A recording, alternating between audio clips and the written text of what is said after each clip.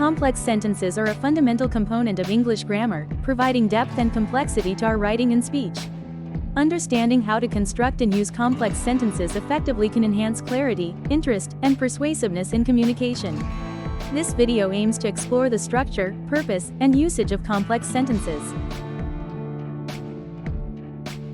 A complex sentence is primarily defined by its structure. It consists of one independent clause and at least one dependent clause. An independent clause can stand alone as a complete sentence because it contains a subject and a verb and expresses a complete thought. In contrast, a dependent clause, also known as a subordinate clause, cannot stand alone as a complete sentence because it does not express a complete thought. It also contains a subject and a verb but is introduced by a subordinating conjunction, such as because, although, when, if, or since, or a relative pronoun like who, which, or that. For example, in the sentence, although it was raining, we decided to go hiking, although it was raining, is the dependent clause, and we decided to go hiking is the independent clause. The dependent clause sets a context or provides a condition that affects the main action, which is going hiking. Complex sentences are valuable in writing and speech for several reasons.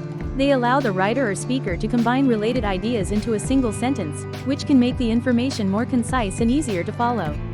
Additionally, complex sentences enable the expression of cause and effect, contrast, and other relationships between ideas, which can make arguments and narratives more compelling.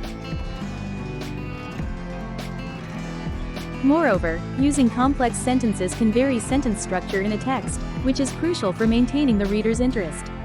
Texts that use a variety of sentence structures are often more engaging and dynamic than those that rely solely on simple sentences.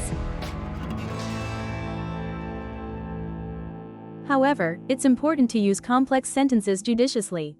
Overusing them can make a text difficult to understand, especially if the sentences are too long or involve multiple dependent clauses. It's often effective to balance the use of complex sentences with simple and compound sentences to keep the writing clear and accessible. In practice, to construct a complex sentence, start with an idea that you want to express as your main clause. Then, think of a related circumstance, condition, or contrast that you can add as a dependent clause. Remember to use the appropriate subordinating conjunction or relative pronoun to link your clauses correctly. For instance, consider the sentence, when the final bell rings, students often rush out of the building. Here, when the final bell rings, is the dependent clause that sets the timing for the main action described in the independent clause, students often rush out of the building. In conclusion, complex sentences are a crucial part of English writing and speaking. They provide a way to express detailed and nuanced ideas efficiently and engagingly.